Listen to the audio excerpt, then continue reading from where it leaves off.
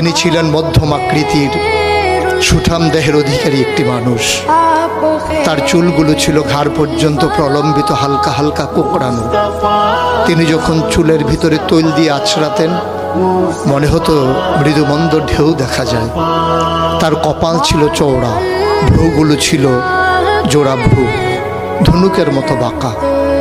চোখের পাতাগুলো ছিল ফুটন্ত গোলাপের গোলাপি রঙের এক একটি পাপড়ির মতো। তিনি কখনো বা যখন চোখের পলক ফেলতেন মনে হতো মৃদুমন্দ বাতাসে গোলাপ পাপড়ি যেন দোল খাচ্ছে। তার চোখের সাদা অংশ ছিল রক্তিমাভ সাদা, কালো অংশ ছিল কৃষ্ণ কালো। তার নাকটা ছিল খাড়া, নাকের ছিদ্রগুলো ছিল ছোট ছোট। নাকের নিচে ছিল সরু চিকন গোঁফ, গোঁফের নিচেই সেই গোলাপি রঙের ঠোঁট। তার ঠোঁটগুলো যখন কখনো বা মুচকে হাসত, গোটা পৃথিবীর মানুষ অবাক বিস্ময়ে দেখত গোটা পৃথিবীতে যেন বিজলি চমকিয়েছে।